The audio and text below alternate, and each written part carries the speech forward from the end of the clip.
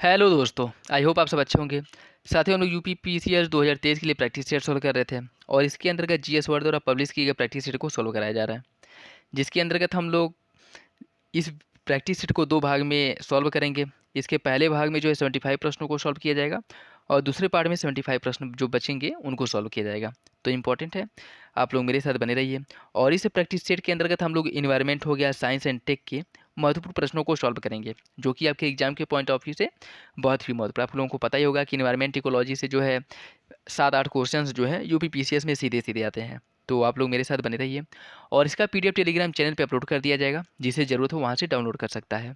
और इस practice set के बाद जो है आपके दृष्टि आईएएस द्वारा पब्लिश किए गए प्रैक्टिस सेट को सॉल्व कराया जाएगा। तो यदि आप लोग चैनल पर नए हैं तो सब्सक्राइब कर ले और बेल आइकन को प्रेस कर ले, जिससे महत्वपूर्ण वीडियो के नोटिफिकेशन आप लोगों को मिलते रहें। चलिए इसी के साथ जो है वीडियो की शुरुआत करते हैं। परितंत्र में ऊर्जा का पिरामिड कैसा होता है? परितंत्र में सदैव उल्टा होता है, सीधा होता है? पहले उल्टा बाद में सीधा हो जाता है, किसी भी प्रकार का नहीं होता है। इसका जो सही आंसर वो हो जाएगा ऑप्शन बी। परितंत्र में ऊर्जा का जो पिरामिड है वो सदैव सीधा होता है। ठीक है, ऊर्जा पिरामिड हमेशा सीधा होता है। देखिए, ऊर्जा का पिरामिड जो हमेशा सीधा बनता है क्योंकि एक स्रोत से संग्रहित कुछ ऊर्जा स्थानांतरण पर हमेशा कुछ भाग खो देती है। ठीक है, मान लीजिए ये ऐसे बनता है पिरामिड। ठीक। और हर एक स्तर पे ऊर्जा जब स्थानांतरित होती है तो उसकी मात्रा में कमी आती है। तो पहले मान लीजिए ऊर्जा इतनी है, ठीक है, आगे जाएगी तो इसमें कमी आ जाएगा और यह इतनी हो जाएगी, फिर आगे जाएगा तो इतना हो जाएगा, फिर आगे जाएगा तो इतना हो जाएगा। ठीक है, और आगे के स्तर पे जो ऊर्जा का स्थानांतरण होता है उसके मात्र केवल 10% ऊर्जा का ही स्थानांतरण होता है। बाकी जो 90% ऊर्जा है वह पर्यावरण में निर्मुक्त हो जाता है और यह पर्यावरण में मिल जाता है। और यह 10% का नियम किसके द्वारा दिया गया था? यह नियम दिया गया था लिंडमान द्वारा। ठीक है, कि पारिस्थितिक तंत्र में ऊर्जा का जो स्थानांतरण होता है उसके प्रत्येक स्तर पर ऊर्जा स्थानांतरण के संदर्भ में या जो ऊर्जा स्थानांतरण के परिप्रेक्ष्य में ऊर्जा के 90% भाग का ह्रास हो जाता है और ऊर्जा के केवल 10% भाग का ही स्थानांतरण होता है। यही वजह कि आप देखते होंगे कि जो बड़े जानवर होते हैं या सर्वोच्च स्तर के, उनको जो है भोजन की अधिक आवश्यकता होती है। ठीक है, पेड़ पौधे बस प्रकाश के माध्यम से ही अपना भोजन बना लेते हैं, लेकिन जो प्रथम पोषक स्तर या प्रथम उपभोक्ता हैं वह बहुत ज़्यादा घास खाते हैं, तब उनको ऊर्जा की प्राप्ति होती है। उस उनके ऊपर जो आश्रित हैं उन्हें अधिक आवश्यकता के लिए अधिक भोजन की आवश्यकता होती है। ठीक है, तो ये कॉन्सेप्ट याद रखिएगा, ऊर्जा का जो पिरामिड है वो हमेशा सीधा बनता है। खाद्य जाल में ऊर्जा का प्रवाह कैसा होता है? एक दिशीय, द्विदिशीय, चतुर्दिशीय, त्रिदिशीय? इसका सही आंसर है ऑप्शन ए। खाद्य जाल में जो ऊर्जा का प्रवाह वह एक दिशीय होता है। ऊर्जा का जो प्रवाह एक दिशीय होने का कारण है कि प्रत्येक पोषीय स्तर पर ऊर्जा के स्तर में प्रगतिशील कमी होती जाती है, अर्थात ऊर्जा एक स्तर से दूसरे स्तर पर पहुंचने पर अपना कुछ अंश खो देती है। ठीक है, और हमेशा जो है यह पथ एक दिशीय होता है। तो आपका सही आंसर हो जाएगा ऑप्शन ए। एक खाद्य स्तर से दूसरे खाद्य स्तर में जाने पर निम्नलिखित में से कितने प्रतिशत ऊर्जा का ह्रास होता है? इसका जो सही आंसर वो हो जाएगा ऑप्शन डी। 90% भाग का जो है ह्रास हो जाता है।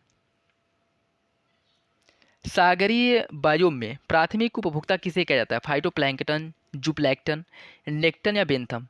इसमें जो है प्राथमिक उपभोक्ता कहा जाता है जूप्लैंक्टन को। जूप्लैंक्टन सागरीय बायोम में प्राथमिक उपभोक्ता के अंतर्गत आते हैं। ठीक है, और यह जो है कोशिकीय जलीय जीव होते हैं जो सागरीय प्राथमिक उत्पादन के दौरान उत्पादित अधिकांश कार्बन की चराई का कार्य करते हैं, मतलब अधिक कार्बन को खाने का कार्य करते हैं। तो आपका जो सही आंसर है वो हो जाएगा ऑप्शन बी। महासागरों के संबंध में निम्नलिखित कथनों में से कौन सा एक सही है? महासागरों में जैव विविधता स्थल की तुलना में बहुत व्यापक है।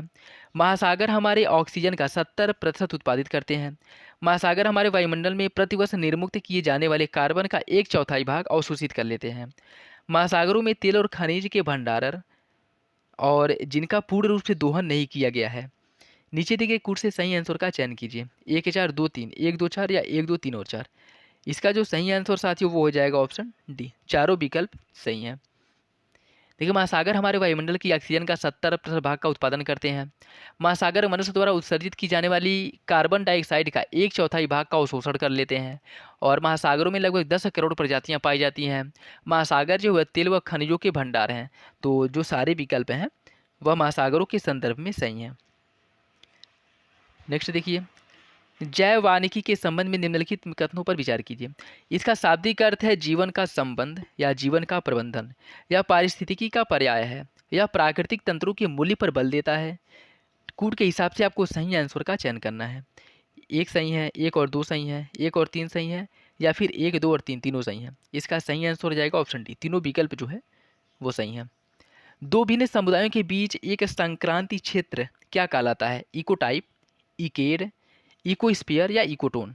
इसका सही आंसर हो जाएगा साथियों ऑप्शन डी।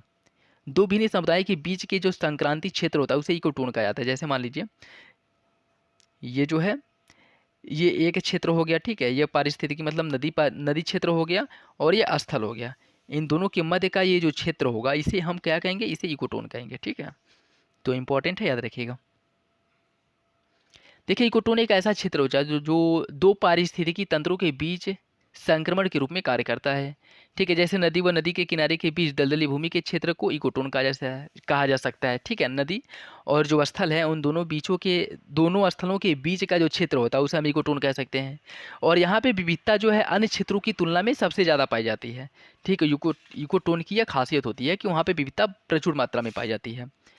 जीवभार पिरामिड या जैवभार का पिरामिड जो है किस पारिस्थितिक तंत्र में उल्टा बनता है?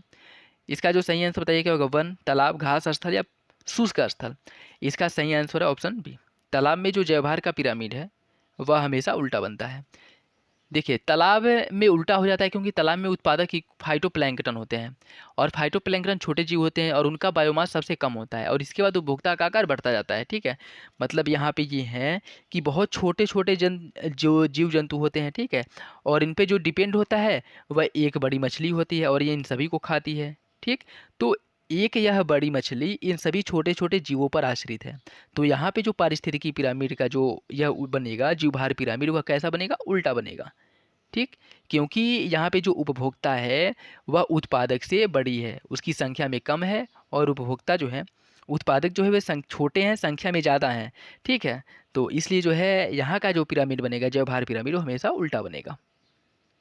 निम्नलिखित में से कौन सा टैगा जीवोम है? और यही अगर घास स्थल होता तो घास स्थल का जो जैवभार पिरामिड बनता वो कैसा बनता? सीधा बनता। क्यों? क्योंकि एक वृक्ष है, एक वृक्ष स्थल का अगर वृक्ष का जैवभार पिरामिड बने तो वो कैसा बनेगा? सीधा बनेगा, क्योंकि एक वृक्ष है, इस वृक्ष पर आश्रित कितने हैं? बहुत, जैसे कुछ पक्षी भी हैं, कुछ इस पे जैसे जीव जंतु भी हैं, ठीक है, कुछ कीड़े मकोड़े भी हैं जो इस पर आश्रित हैं, और मानव भी है जो फल के लिए इस पर आश्रित है, ठीक है। तो इसका पिरामिड कैसा बनेगा? सीधा बनेगा। तो इंपॉर्टेंट है, याद रखिएगा। ये सब कॉन्सेप्ट जो है सीधे सीधे परीक्षाओं में पूछ लिए जाते हैं। निम्नलिखित में से कौन सा टैगा जीवोम है? उपध्रुवीय जीवोम, उपसहारा जीवोम, सवाना घास या उपयुक्त में से कोई नहीं? इसका सही आंसर है ऑप्शन डी, उपयुक्त में से कोई नहीं। देखिए टैगा वनस्पति या टैगा बायोम का टैगा जीवोम या उप आर्कटिक बायोम का बायोम है, ठीक है, या उप आर्कटिक क्षेत्र के अंतर्गत आता है। टैगा टुंड्रा और समशीतोष्ण वन के बीच 50 नॉर्थ से 70 नॉर्थ तक की उत्तरी अक्षांशों में पाया जाता है, मतलब 50 डिग्री नॉर्थ से 70 डिग्री नॉर्थ के मध्य जो है इस प्रकार के वन पाया जाता है, टैगा वन। और टैगा बायोम को बोरियल वन या हिम वन के नाम से भी जाना जाता है। शंकुधारी वन टैगा बायोम की विशेषता है और इसमें चीड़, स्प्रूस और लार्च जैसे पेड़ पाए जाते हैं। तो इसका सही आंसर हो जाएगा ऑप्शन डी। नेक्स्ट देखिए, सूची फर्स्ट को सूची सेकेंड से सुमिलित करना है। ये सामुद्रिक संरचना दी गई है और यह इसकी अवस्थिति दी गई है। प्रवाल भित्ति, प्रवाल भित्ति कहाँ पाई जाती है? प्रवाल भित्ति जो है वह जीवी समुद्री निक्षेप है, ठीक। और दूसरा क्या है? महाद्वीपीय शैल्फ है। महाद्वीपीय शैल्फ की अगर हम बात करें, महाद्वीपीय शैल्फ जिसे माघ स्थल कहा जाता है, इसकी अगर हम बात करें तो यह उथली गहराई के साथ बिलंग उन्नत भूमि होती है। तो इसका हो जाएगा फोर्थ। वितलीय मैदान कौन सा होता है? वितलीय मैदान जो है गहरा अपेक्षाकृत समतल जो समुद्री तल होता है उसे वितलीय मैदान कहा जाता है। तो इसका 2 हो जाएगा। और महाद्वीपीय ढाल क्या होता है? जो मग्न ढाल से तीव्र अवरोह के कारण होता है, मतलब जो ये मलय स्थल हो गया, स्थल से ये नीचे समुद्र है और ये जो है से है सॉरी, ये जो ढाल का विकास होता है इसे कहा जाता है महाद्वीपीय ढाल, ठीक है। तो इसका जो सही आंसर साथियों वो हो जाएगा ऑप्शन बी, 1 4 2 3। नेक्स्ट देखिए, इसमें भी सूची फर्स्ट को सूची सेकेंड से सुमिलित करना है, ठीक है। यह बायोम दिया गया और संबंधित वनस्पति दी गई है। कौन सा बायोम किस वनस्पति का है ये आपको बताना है। देखिए समुद्री बायोम, इसके अंतर्गत क्या आएगा? फाइटोप्लैंक्टन आ जाएंगे, ठीक। और टैगा बायोम के अंतर्गत क्या आएंगे? बोरीवल जो वन है वह टैगा बायोम के अंतर्गत आ जाएंगे। भूमध्य सागरीय बायोम के अंतर्गत आ जाएंगे स्क्लेरोफिल इकोसिस्टम या इसके अंतर्गत आ जाएंगे। और उष्णकटिबंधीय बायोम के अंतर्गत आएंगे मानसूनी पतझड़ वन। तो इसका जो सही आंसर है वो हो जाएगा ऑप्शन ए। 3-4-2-1।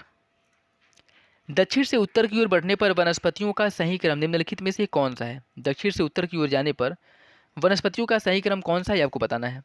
इसका सही आंसर हो जाएगा ऑप्शन बी। सबसे सिलवास आएंगे, फिर सवाना वन, फिर टाइगा वन, फिर टुंड्रा वन। टुंड्रा सबसे उच्च अक्षांशों पर पाए जाएंगे, उससे निम्न अक्षांश पे टाइगा वन पाया जाएगा, उससे निम्न अक्षांश पे सवाना वन, और उससे निम्न अक्षांश पे सिलवास वन। ठीक है, तो ऑप्शन बी जो है वो सही है।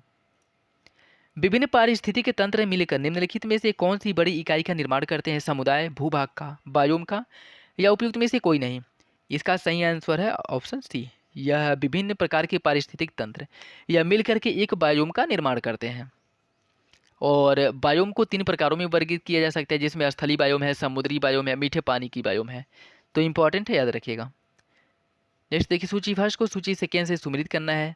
यह दिवस दिया गया और तिथि दी गई है। कौन सा दिवस किस तिथि को मनाया जाता है, इसे आपको मिलाना है।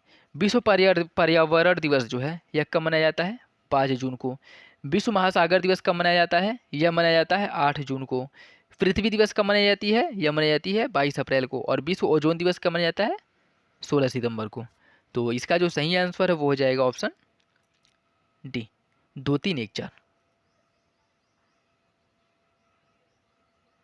पारिस्थितिकी अस्थायी मितव्ययिता निम्नलिखित में से किस आंदोलन का नारा है? एपीको आंदोलन, नर्मदा बचाओ आंदोलन, चिपको आंदोलन, उपयुक्त में से कोई नहीं। इसका सही आंसर हो जाएगा ऑप्शन सी। पारिस्थितिकी अस्थायी मितव्ययिता चिपको आंदोलन का नारा था। तो ऑप्शन सी जो है वो सही है। और इससे क्वेश्चन बन सकता है, क्योंकि हाल ही में चिपको आंदोलन के जो नेता थे सुंदरलाल बहुगुणा, उनकी मृत्यु हो गई है। ठीक है, तो क्वेश्चन जो है बन जाए तो याद रखिएगा। और ये भी पूछ सकता है कि इसकी शुरुआत कब की गई थी। तो इस आंदोलन की जो शुरुआत है 1973 में, उस समय चमोली जिला, जो अब वर्तमान समय में उत्तराखंड के अंतर्गत आता है, उस समय उत्तर प्रदेश के अंतर्गत आता था। तो उत्तर प्रदेश के चमोली से जो है इसकी शुरुआत की गई थी चिपको आंदोलन की। ठीक है, निम्नलिखित वृक्षों में से कौन सा वृक्ष पारिस्थितिकी मित्र नहीं है? बबूल, यूकेलिप्टस, नीम, पीपल। इसका सही आंसर हो जाएगा ऑप्शन बी, यूकेलिप्टस। इसे पारिस्थितिकी जो है आतंकवादी की संज्ञा दी गई है। और इसका कारण क्या है कि बहुत ज़्यादा जल को कंज्यूम करता है, और जिस क्षेत्र में इसे लगाया जाता है वो वहाँ की पे जो है मृदा में जो है पानी की कमी हो जाती है। इसी कारण जो इसे पारिस्थितिकी आतंकवाद की संज्ञा दी गई है।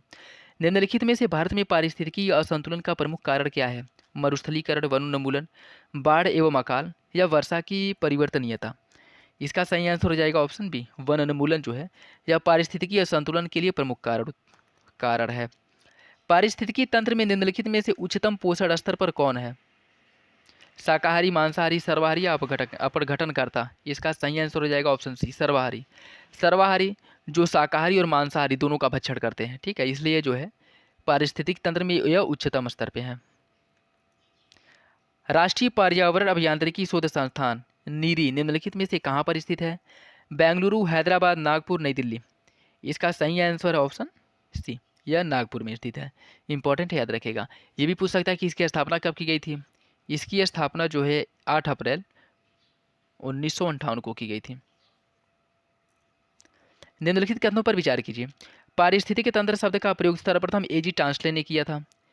जो जीव अपना भोजन स्वयं बनाते हैं उन्हें स्वपोषित कहा जाता है। स्वपोषित जीव कहा जाता है। बताइए इसका सही आंसर क्या होगा? इसका जो सही आंसर है वो हो जाएगा ऑप्शन सी, दोनों विकल्प सही हैं। एजी टांसले एक पादप वैज्ञानिक थे जिन्होंने 1935 ईस्वी में पारिस्थितिक तंत्र शब्द का प्रयोग किया था। तो इंपॉर्टेंट है, पूछ सकता है। ठीक है, कब किया था? 1935 ईस्वी में। निम्नलिखित में से भारत का कौन सा राज्य 100% जैविक राज्य है? सिक्किम, मेघालय, केरल, गोवा। कूट के हिसाब से आपको सही आंसर का चयन करना है। इसका सही आंसर हो जाएगा ऑप्शन ए, सिक्किम जो है भारत का पहला जैविक राज्य है। ठीक है, निम्नलिखित में से कौन सी विधियों द्वारा मृदा संरक्षण संभव है? समुच्च रेखी जुताई, सीढ़ीदार जुताई, परिमाणीय प्रवाह नियंत्रण, पवन अवरोधक, फसल चक्रण। तो इसका सही आंसर क्या होगा? कूट के हिसाब से सही आंसर का चयन करना है। 1, 2, 3, 5, 2, 3, 1, 2, 5 या 1, 2, 3, 4, 5। इसका जो सही आंसर वो हो जाएगा ऑप्शन ए। ठीक है, सही आंसर हो जाएगा ऑप्शन ए, 1, 2, 3, 5। चाणक्य पवन अवरोध, पवन अवरोध द्वारा जो है क्या होता है, पवन अवरोध द्वारा जो है इसकी हम क्या कह सकते हैं कि मृदा का संरक्षण संभव नहीं है। ठीक है, देखिए पवन अवरोध का उपयोग जो है पवन को रोकने के लिए किया जाता है, न कि मृदा संरक्षण के लिए। और समुच्च रेखी जुताई हो गया, सीढ़ीदार खेती, जो ढलान में सीढ़ियों बना करके खेती की जाती है। परिणामी प्रवाह नियंत्रण, जैसे पानी के प्रवाह को नियंत्रित करके फसल चक्रण, फसलों को अदल बदल करके बोने से, इन सब से जो है मृदा का संरक्षण संभव है। तो सही आंसर हो जाएगा ऑप्शन ए। निम्नलिखित में से किस प्रकार का कचरा सरकारी नियंत्रण या सरकारी नियमों के अंतर्गत विनियमित किया जाता है?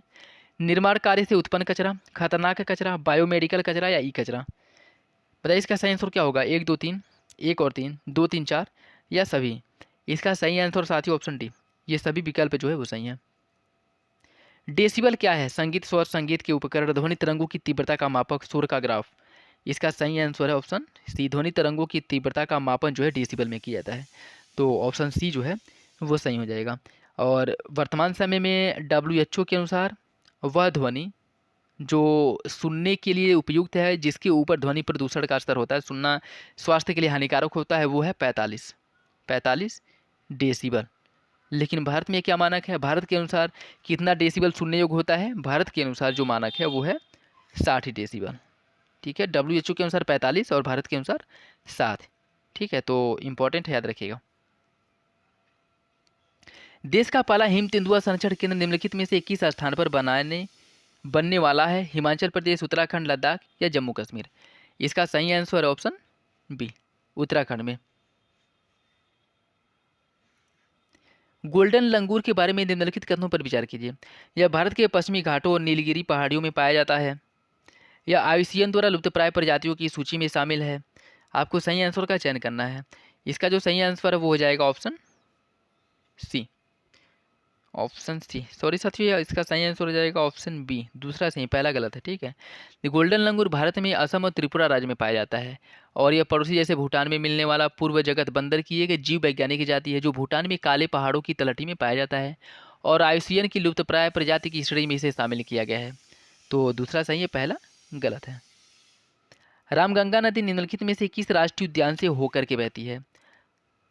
दुधवा राष्ट्रीय उद्यान, कार्बेट राष्ट्रीय उद्यान, राजाजी राष्ट्रीय उद्यान या वाल्मीकि राष्ट्रीय उद्यान? इसका सही आंसर है ऑप्शन बी, कार्बेट राष्ट्रीय उद्यान। कार्बेट राष्ट्रीय उद्यान जो आपके कहाँ पे, उत्तराखंड में। रामगंगा नदी कार्बेट राष्ट्रीय उद्यान से होकर के बहती है, जिसका उद्गम उत्तराखंड राज्य में होता है, और यह गंगा नदी की सहायक नदी है, और इसकी मुख्य धारा जो है दूधतूली नदी है। ठीक है, तो अगर रामगंगा है, अगर एक पता हो तो भी क्वेश्चन को सॉल्व कर सकते हैं। जैसे रामगंगा नदी अगर आपको पता हो कि उत्तराखंड की है, तो उत्तराखंड में कार्बेट राष्ट्रीय उद्यान है, आप जो है इससे मिला सकते हैं। ठीक है, विश्व का सबसे बड़ा सोलर प्लांट भारत में निम्नलिखित में से किस स्थान पर अवस्थित है? भादला सोलर पार्क राजस्थान में, Rewa ultra mega solar plant Madhya Pradesh में, चरण का सोलर पार्क गुजरात में, कामुथी सौर ऊर्जा परियोजना तमिलनाडु में? इसका सही आंसर है option A, Bhadla solar park Rajasthan में। यह विश्व का सबसे बड़ा सोलर पावर प्लांट है। कार्बन सिक्वेस्ट्रेशन के संबंध में निम्नलिखित कथनों पर विचार कीजिए। कार्बन सिक्वेस्ट्रेशन या कार्बन प्रच्छादन वातावरण की अवशिष्ट कार्बन डाइऑक्साइड को भूमि के नीचे संग्रहित करने की प्रक्रिया है। इसका प्रकार प्राप्त कार्बन डाइऑक्साइड को गैस अथवा तरल रूप में परिवर्तित करके किसमें, गैस और तरल कार्बन डाइऑक्साइड के रूप में परिवर्तित करके संग्रहित किया जा सकता है। आपको बताना है कि इसका सही आंसर क्या होगा। इसका सही आंसर साथियों ऑप्शन सी, दोनों विकल्प जो है वो सही है। कार्बन सिंक के संदर्भ में निम्नलिखित कथनों पर विचार कीजिए। कार्बन सिंक से ऐसी संरचना से है, कार्बन सिंक से ऐसी संरचना से है जो वातावरण में जितना कार्बन उत्सर्जित करता है उससे ज़्यादा अवशोषित करता है। वैश्विक स्तर पर दो सबसे महत्वपूर्ण कार्बन सिंक वनस्पति और महासागर है। बताइए इसका सही आंसर क्या होगा। इसका सही आंसर है ऑप्शन सी, दोनों विकल्प सही हैं। संयुक्त राष्ट्र जलवायु परिवर्तन सम्मेलन UNFCCC जो COP27 के संदर्भ में निम्नलिखित कथनों पर विचार करना है। यह 27 नवंबर 2022 को शर्म अल शेख मिस्र में संपन्न हुआ था। इसमें भारत का नेतृत्व केंद्रीय पर्यावरण जलवायु परिवर्तन मंत्री भूपेंद्र यादव द्वारा किया गया था। इसमें भारतीय पवेलियन की theme life style for environment, life line style for environment थी। आपको बताना है कि कौन सा कथन जो है वो सही है। इसका सही आंसर साथियों ऑप्शन डी, तीनों विकल्प सही हैं। वैश्विक जल संसाधन रिपोर्ट निम्नलिखित में से कौन सा संगठन जारी करता है? WHO, संयुक्त राष्ट्र पर्यावरण कार्यक्रम UNEP, international union for conservation of nature IUCN या विश्व स्वास्थ्य संगठन WHO? इसका सही आंसर है ऑप्शन ए, विश्व मौसम विज्ञान संगठन। विश्व मौसम विज्ञान संगठन WMO द्वारा जो है जारी किया जाता है वैश्विक जल संसाधन रिपोर्ट। तो इम्पोर्टेंट है, याद रखिएगा। और इसका उद्देश्य क्या है? इसका उद्देश्य है कि मीठे पानी के संसाधनों की निगरानी करना और प्रभावी प्रबंधन का समर्थन करना। आर्द्र भूमि पर अंतर्राष्ट्रीय रामसर कन्वेंशन पर हस्ताक्षर कब किया गया था? 2 मई 1972, 2 मार्च 1971, 2 जनवरी 1972 या 2 फरवरी 1971? इसका सही आंसर ऑप्शन डी, 2 फरवरी 1971 को रामसर, जो ईरान में है, यहाँ पर हस्ताक्षर किया गया था रामसर कन्वेंशन पर 2 फरवरी 1971 को। इसे 2 फरवरी को मनाया जाता है। क्या मनाया जाता है? कमेंट बॉक्स में बताइए। विश्व आर्द्र भूमि दिवस मनाया जाता है, इस वही वजह है। ठीक है, तो याद रखिएगा। नेक्स्ट देखिए, ग्रेट इंडियन बस्टर्ड GIB के बारे में निम्नलिखित में से कौन सा कथन सही है? GIB मुख्य रूप से, अर्थात ग्रेट इंडियन बस्टर्ड मुख्य रूप से राजस्थान और गुजरात में पाया जाता है। IUCN ने इस प्रजाति को गंभीर रूप से लुप्तप्राय के रूप में वर्गीकृत किया है।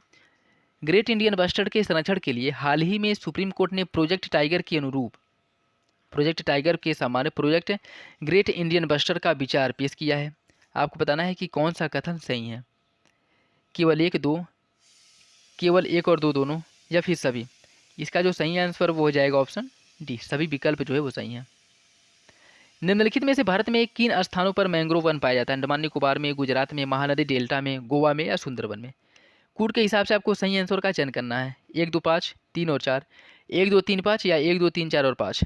इसका जो सही आंसर साथियों वो हो जाएगा ऑप्शन डी, सभी स्थानों पे जो है मैंग्रोव वन पाए जाते हैं।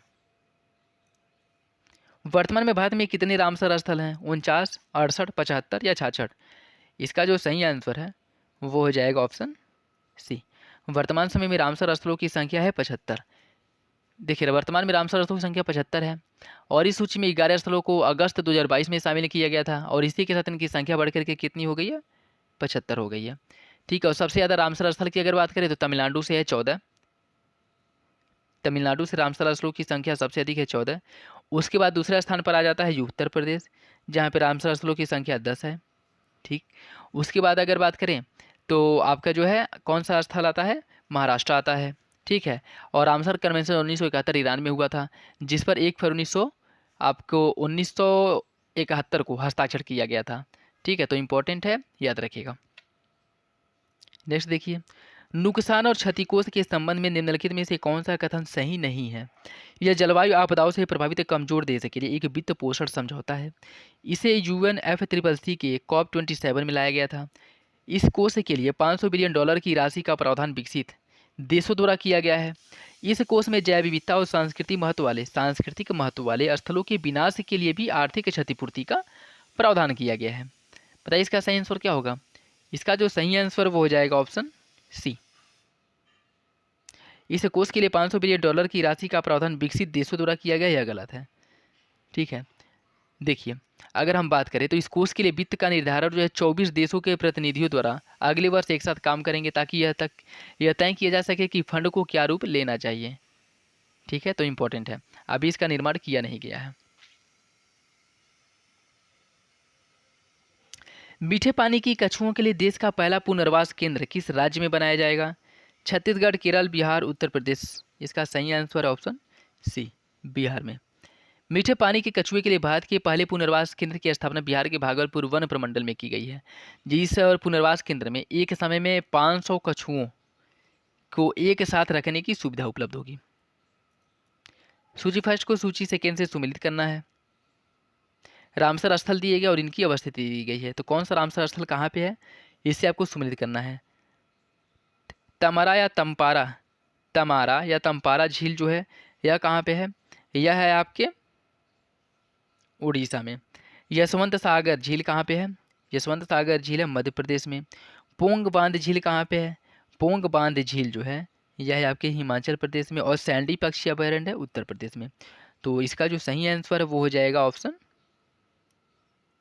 ए, 4, 1, 2, 3। गंगा नदी में पाई जाने वाली डॉल्फिन को आईयूसीएन ने निम्नलिखित में से किस श्रेणी में रखा है? लुप्तप्राय, गंभीर रूप से लुप्तप्राय, चिंताग्रस्त या सुभेद? इसका सही आंसर है ऑप्शन ए, लुप्तप्राय की श्रेणी में इसे रखा गया है। केन बेतवा लिंक परियोजना के अंतर्गत किन दोनों नदियों को आपस में जोड़ने की योजना है और ये दोनों नदियां निम्नलिखित में से किसकी सहायक नदियां हैं?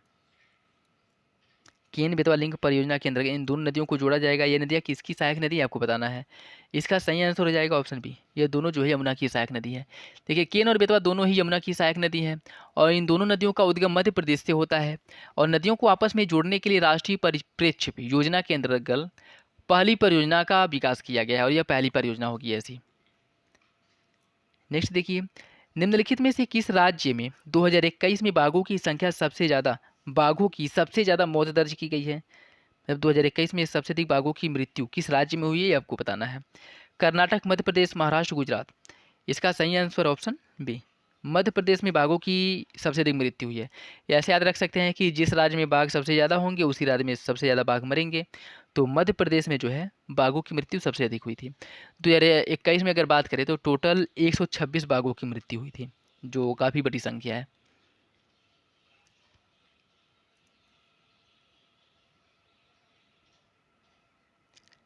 करेवास उपजाऊ जलोढ़ मिट्टी के भंडार होते हैं। यह निम्नलिखित में से किस राज्य या केंद्र शासित प्रदेश में पाए जाते हैं? करेवास जो है वो पाए जाते हैं आपके जम्मू कश्मीर में, जहाँ मुख्य रूप से काजू वो केसर की खेती की जाती है करेवास में। दिल्ली एनसीआर और आसपास के क्षेत्रों में वायु गुणवत्ता के प्रबंधन के लिए वायु प्रबंधन आयोग के अध्यक्ष निम्नलिखित में से कौन है? MM Kutty, AK Sikri, justice Ranjan Gogoi, justice Deepak Mishra? इसका जो सही आंसर वो हो जाएगा ऑप्शन ए, MM कुट्टी। देखिए दिल्ली के पूर्व मुख्य सचिव MM कुट्टी की अध्यक्षता में दिल्ली एनसीआर और आसपास के क्षेत्र में वायु गुणवत्ता प्रबंधन आयोग की स्थापना की गई है और इसकी स्थापना 2021 में की गई थी। 2021 में इसकी स्थापना की गई है, ठीक। और यह है क्या है? यह एक वैधानिक निकाय है। निम्नलिखित में से कौन सा चिड़ियाघर में अफ्रीकी शिकारी चीते एनिमल एक्सचेंज प्रोग्राम के अंतर्गत अफ्रीका से लाए गए चीतों को रखा गया है? तिरुवनंतपुरम चिड़ियाघर, मैसूर चिड़ियाघर, हैदराबाद चिड़ियाघर, दार्जिलिंग चिड़ियाघर? सॉरी, क्या कह रहा है कि निम्नलिखित में से कौन सी चिड़ियाघर में अफ्रीकी शिकारी चीते एनिमल एक्सचेंज प्रोग्राम के अंतर्गत अफ्रीका से लाए गए हैं? अच्छा, तो इसका जो सही आंसर बताइए क्या होगा।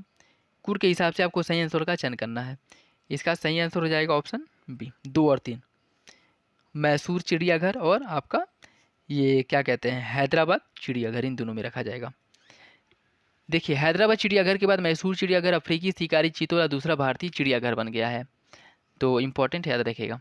एनिमल एक्सचेंज प्रोग्राम के अंतर्गत दक्षिण अफ्रीका की जोहान्सबर्ग से एक नर और 2 मादा अफ्रीकी शिकारी चीते मैसूर चिड़ियाघर में मंगवाए गए हैं, तो इम्पोर्टेंट है, याद रखिएगा। CITES के संदर्भ में देखिए नामीबिया से जो चीते आए हैं वो तो आपके कूनो नेशनल पार्क में है, ठीक है, लेकिन जो साउथ अफ्रीका से चीते आए हैं वह यहाँ पे रखे गए हैं, ठीक है, तो कन्फ्यूज मत होइएगा, ठीक है, मैसूर चिड़ियाघर और हैदराबाद चिड़ियाघर में। नेक्स्ट देखिए, CITES के संदर्भ में निम्नलिखित कथनों पर विचार कीजिए। CITES संकटग्रस्त वन्य जंतुओं और वनस्पतियों के अंतर्राष्ट्रीय व्यापार के खतरों से रक्षा के लिए एक बहुपक्षीय संधि है। यह 1 जुलाई 1975 को लागू हुआ था। इसके सदस्य देशों की संख्या 184 है। CITES की 19वीं बैठक COP19 पनामा में 14 से 25 नवंबर 2022 को संपन्न हुई थी। कुल के हिसाब से आपको सही आंसर का चयन करना है। बताइए इसका सही आंसर क्या होगा, 1, 1, 2, 4, 4 या फिर सभी? इसका जो सही आंसर साथी वो हो जाएगा ऑप्शन डी, सभी विकल्प जो है वो सही है। देखिए साइट्स, इसे वाशिंगटन कन्वेंशन के नाम से भी जाना जाता है और 1973 में इस पर हस्ताक्षर किया गया था और 1975 से यह पूरे देश में मतलब पूरे विश्व में लागू हो गया था।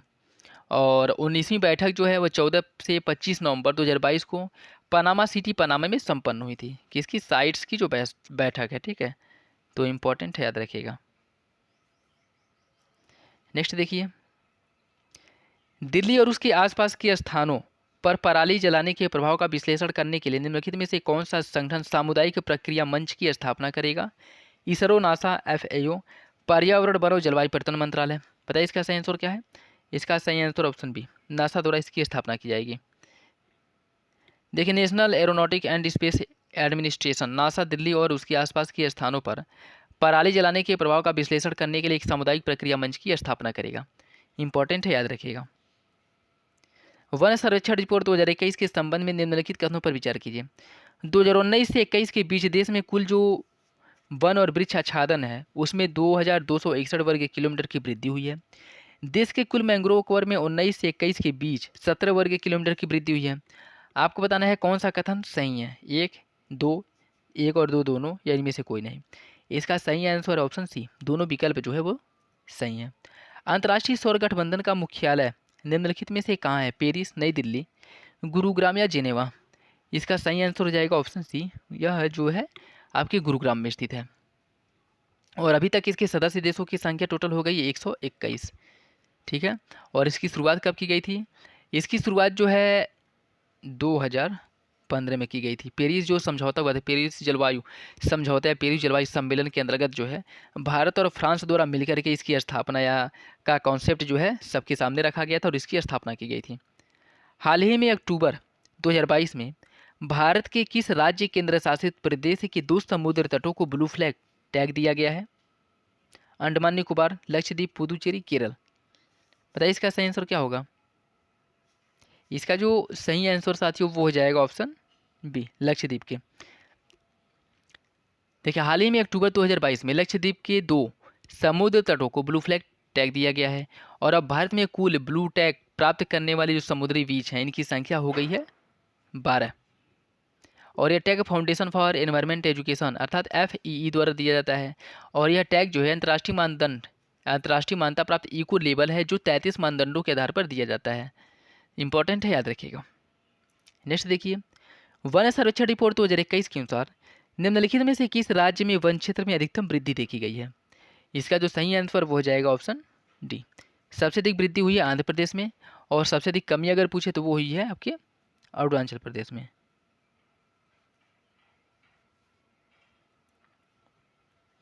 क्लीन ओशन मैनिफेस्टो का उद्देश्य किस वर्ष तक समुद्री मलबे को 90% तक कम करने का लक्ष्य रखा गया है? इसका सही आंसर है ऑप्शन ए, SDG गोल। आपको याद होगा जिसे प्राप्त करने का लक्ष्य 2030 है। ठीक है, और इसमें आपका जो है क्या है, इसमें जो है समुद्र को भी साफ करने की बात की गई है जिसमें कहा गया क्लीन वाटर एंड सैनिटेशन। ठीक है, तो इसमें जो है ये इसकी बात की गई क्लीन वाटर एंड सैनिटेशन जो आपका गोल SDG गोल 6 है और इसे SDG गोल को प्राप्त करने का लक्ष्य कब तक है? 30 तक है। तो 90% समुद्री मलबे को समाप्त करने का लक्ष्य जो रखा गया है वो 2030 तक रखा गया है। प्लास्टिक पैकेजिंग के संदर्भ में EPR का निम्नलिखित में से क्या अर्थ है?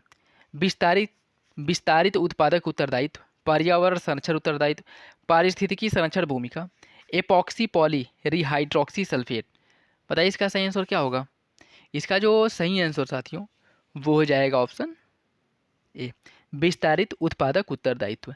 देखिए, भारत सरकार के पर्यावरण, वन और जलवायु परिवर्तन मंत्रालय ने हाल ही में प्लास्टिक अपशिष्ट प्रबंधन संशोधन नियम 2022 के अंतर्गत प्लास्टिक पैकेजिंग के लिए विस्तारित उत्पादक उत्तरदायित्व पर दिशा निर्देश जारी किया है। तो ऑप्शन ए जो है वो सही हो जाएगा। नेक्स्ट देखिए, सूची फर्स्ट को सूची सेकेंड से सम्मिलित करना है। इसमें आपके कुछ महत्वपूर्ण अधिनियम दिए गए हैं और यह वर्ष दिया गया, तो कौन सा अधिनियम किस वर्ष में आया था उसे आपको सुमिलित करना है। ठीक है, देखिए, पर्यावरण संरक्षण अधिनियम की अगर हम बात करें यह कब आया था? यह आया था 1976 ईस्वी में। जैव विविधता अधिनियम कब आया था? जैव विविधता अधिनियम आया था 2002 में। ऊर्जा संरक्षण अधिनियम कब आया था?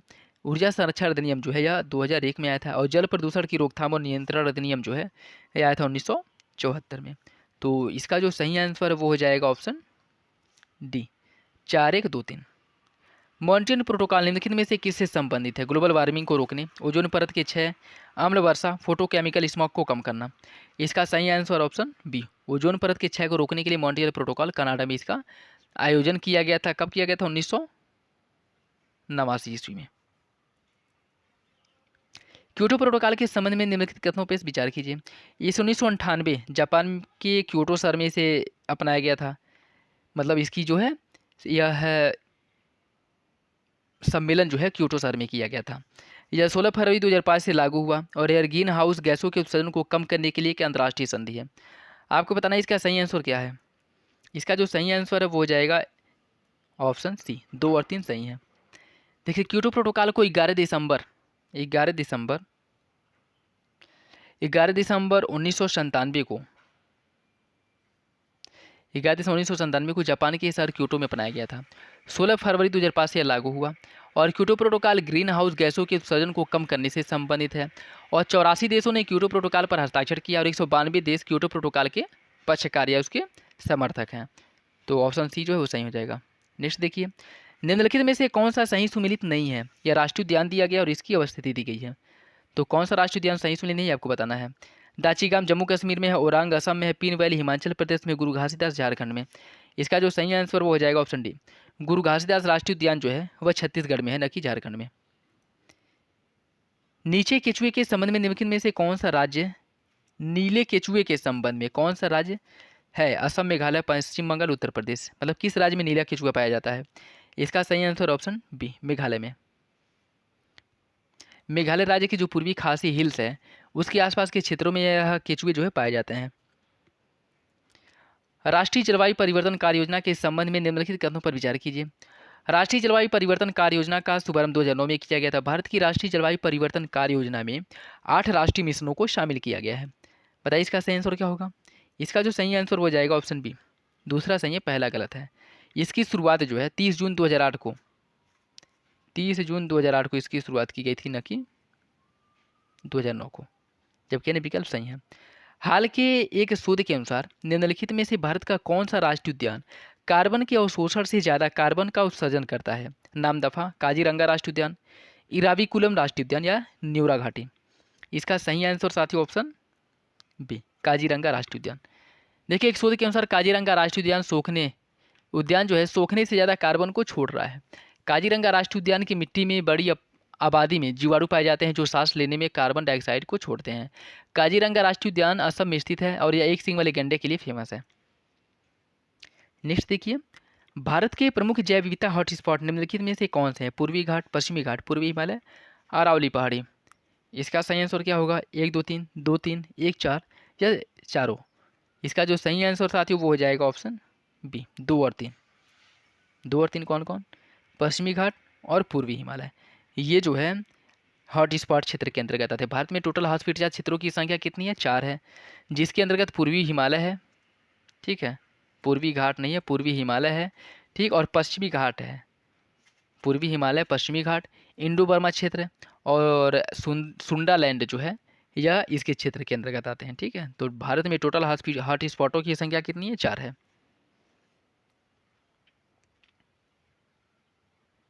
नेक्स्ट देखिए, सूची फर्स्ट को सूची सेकेंड से सम्मिलित करना है। यह भारत में पर्यावरण आंदोलन है और यह वर्ष है। तो किस आंदोलन की शुरुआत कब की गई थी उससे आपको सम्मिलित करना है। नर्मदा बचाओ आंदोलन, इसकी शुरुआत कब की गई थी, 1985 ईस्वी में। साइलेंट वैली आंदोलन की शुरुआत कब की गई थी, साइलेंट वैली आंदोलन की शुरुआत की गई थी 1978 ईस्वी में। और नवधान्य आंदोलन की शुरुआत कब की गई थी, इस आंदोलन की शुरुआत हुई थी 1982 में। और जंगल बचाओ आंदोलन 1980। तो इसका जो सही आंसर है वो हो जाएगा ऑप्शन सी, 4, 1, 2, 3।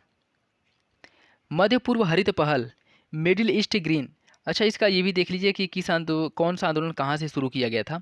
अगर नर्मदा बचाओ आंदोलन की हम बात करें तो यह आपके गुजरात से शुरू हुआ था। ठीक है, गुजरात में जो नर्मदा नदी पर बहुउद्देशीय बांध बनाने के संदर्भ में जो है आंदोलन शुरू किया गया था। साइलेंट वैली आंदोलन केरल राज्य से शुरू हुआ था।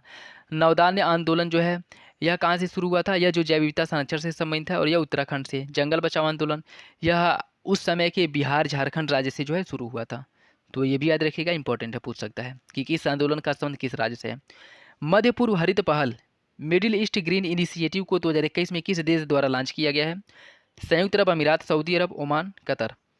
इसका सही आंसर साथियों ऑप्शन बी, इसे सऊदी अरब द्वारा जो है लॉन्च किया गया है। निम्नलिखित कथनों पर विचार करिए। ग्रीन बॉन्ड वित्तीय साधन है जो पर्यावरण के अनुकूल और जलवायु अनुकूल परियोजनाओं में निवेश के लिए आय उत्पन्न करता है। ग्रीन फाइनेंस वर्किंग कमेटी के अध्यक्ष भारत के आर्थिक सलाहकार होते हैं।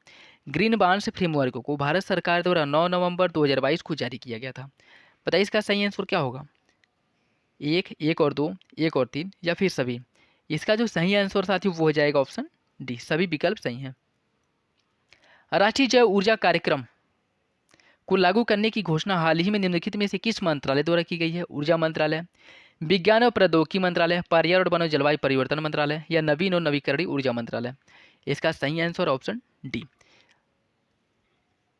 राष्ट्रीय जैव ऊर्जा कार्यक्रम को लागू करने की घोषणा हाल ही में नवीन और नवीकरणीय ऊर्जा मंत्रालय द्वारा की गई है और इसके अंतर्गत राष्ट्रीय जैव ऊर्जा कार्यक्रम का उद्देश्य होगा कि ऊर्जा के उपयोग को बढ़ावा देना और इसे 3 रूपों में, इसकी योजनाओं को 3 रूपों के अंतर्गत इसमें शामिल किया गया। वो कौन कौन से हैं? अपशिष्ट ऊर्जा कार्यक्रम, बायोमास कार्यक्रम और बायोगैस कार्यक्रम। तो इंपॉर्टेंट है, याद रखिएगा, ये तीनों जो है इसी के अंतर्गत आएंगे। UNFCCC के COP27 के दौरान अंतर्राष्ट्रीय सूखा प्रतिरोध गठबंधन IDRA की शुरुआत निम्नलिखित में से किन देशों द्वारा की गई है?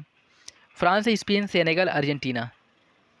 कोड के हिसाब से सही आंसर का चयन करिए, केवल एक और चार, 2 और 3 या 4। इसका जो सही आंसर साथियों वो हो जाएगा ऑप्शन सी, 2 और 3। मतलब किस देशों द्वारा की गई है? स्पेन और सेनेगल द्वारा। देखिए, स्पेन और सेनेगल ने संयुक्त रूप से भविष्य के सूखे के खिलाफ तैयारियों को बढ़ावा देने के लिए, सहयोग को बढ़ावा देने के लिए IDRA लॉन्च किया है और इस अलायंस में 30 देश, 20 संगठन शामिल हैं। तो इंपॉर्टेंट है, याद रखिएगा।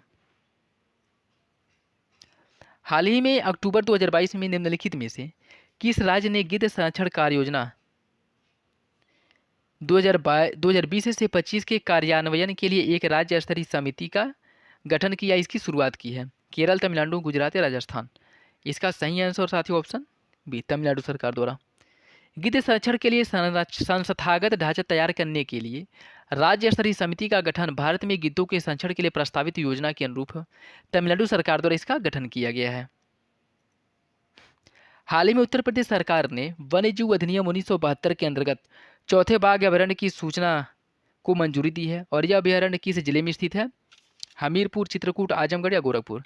इसका सही आंसर है ऑप्शन बी, चित्रकूट में स्थित है और इसे जो है रानीपुर वन्यजीव अभयारण्य के नाम से जाना जाता है। तो इंपॉर्टेंट है, याद रखिएगा। नेट जीरो उत्सर्जन के संबंध में निम्नलिखित कथनों पर विचार कीजिए।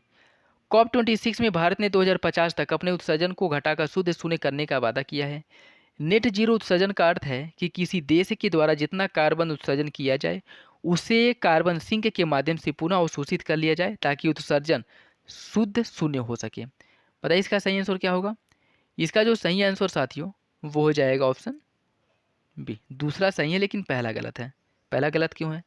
इसमें कहा जा रहा है कि भारत 2050 तक अपने उत्सर्जन को घटा करके शुद्ध शून्य कार्बन उत्सर्जन मतलब इसके लक्ष्य को प्राप्त करेगा, जबकि ये गलत है। यह लक्ष्य कब तक रखा गया है? 2070 तक, न कि 2050 तक। तो इंपॉर्टेंट है, याद रखिएगा।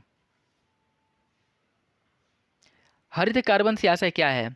कृषि अग्नि से उत्पन्न धुआं, प्रकाश संश्लेषण की सहायता से, तटीय जलीय तथा समुद्री कार्बन सिंक, उपरोक्त में से कोई नहीं। इसका सही आंसर है साथियों ऑप्शन बी, प्रकाश संश्लेषण की सहायता से। हरित कार्बन से आशय जो है प्रकाश संश्लेषण की सहायता से। देखिए, प्रकाश संश्लेषण की सहायता से पृथक हुआ वह कार्बन ग्रीन या हरित कार्बन कहलाता है जो प्राकृतिक परितंत्र के पादपों तथा मृदा में निक्षेपित होता है। तो इसका सही आंसर हो जाएगा ऑप्शन बी। और इसकी अगर बात करें तो इसमें तटीय जलीय और समुद्री कार्बन सिंक जो वनस्पति, जलीय जीव और गाद के रूप में पहचाने जाते हैं, इन्हें ब्लू कार्बन कहा जाता है।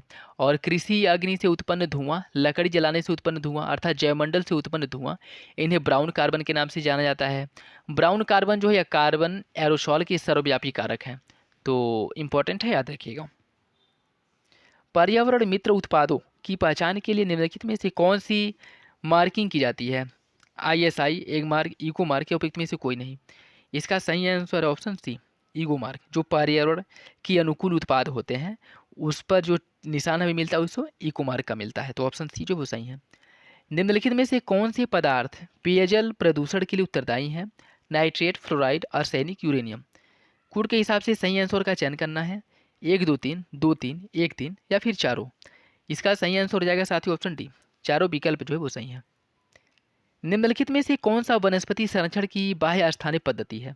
एक होता है इन सीटू, एक होता है एक्स सीटू। तो कौन एक्स सीटू के अंतर्गत आता है? जैव आरक्षित क्षेत्र, वनस्पति उद्यान, राष्ट्रीय उद्यान, वन्यजीव या फिर वन्यजीव अभ्यारण्य।